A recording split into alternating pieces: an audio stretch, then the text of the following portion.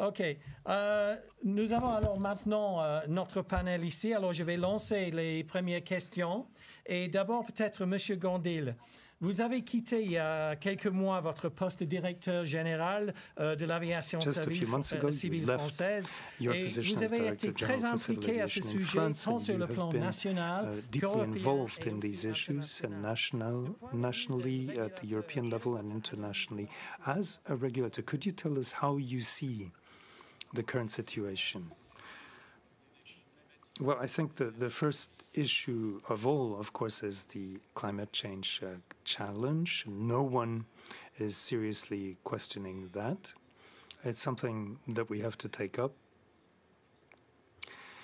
It's not just about stabilizing levels of emissions. We know that CO2 accumulates. We need to act to decarbonate the whole of our economies in very drastic ways. And this includes all sectors, including aviation, but no more than seems proportionate in the case of aviation. Which brings me to my second point. Aviation has only been emitting greenhouse gases for about 100 years, and truly for the last 50 years on substantial levels, so that aviation is not the key factor in climate change today.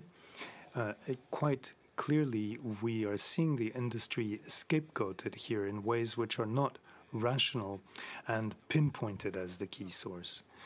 What we do need to do is to spread the effort across all the industries where things can be done, starting with those where it is the easiest. In the case of aviation, we know that it cannot be dispensed with for long-range travel, and I think we can say that starting from about 1,000 kilometers, we're talking about pretty long-distance travel. We know also that it is not very easy to replace short-haul flights with trains when you do not have the necessary infrastructure or the number of passengers that is required. There is room for efficiency there for aircraft. Of course, with the onset of the pandemic, things are going to change, and it's difficult to know exactly in which ways. We do anticipate that people will be wanting to resume their touristic activities and travel for the purpose of tourism. As for business travel, it is not so self-evident that we will see things bounce back to their former levels.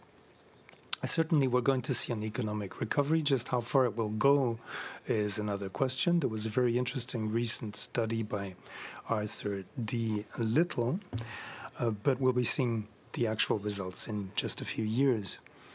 Having said that, in France, we're talking about almost 1 million jobs in aviation, because it's not just aviation, it's all the associated tourism sector jobs, which would also disappear along with aviation. If you look at jobs in tourism that have some connection with travelers coming from afar, they can only exist so long as aviation does. So that we need to be aware of that when we start playing around with these parameters. If you do away with aviation, you will be reducing a very substantial number of our citizens to economic hardship. And this is true not just in our countries, but also in further flung countries, which are a major source or destination for tourism. So many countries could be concerned, affected by this. It seems to me then that for aviation, the priority is to do its utmost to adapt. We heard a very interesting panel yesterday afternoon showing a relatively straightforward way to tackle these issues. Over the coming years, savings in fuel consumption, moving to other solutions such as SAF, biofuels, and PTL.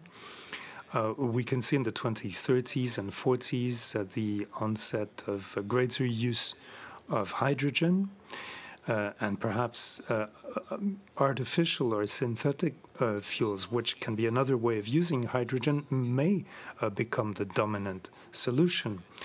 It's difficult to know at this stage. We need to look at both approaches and work on them. And then beyond the 2050s, moving towards zero carbon. And that really is what is at stake for aviation as a whole.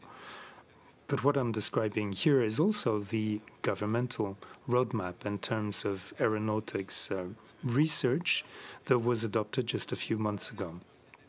So that would be my take on the situation. I would very strongly challenge all the scenarios which rely on negative growth, and even more so with doing away with aviation purely and simply. Thank you very much.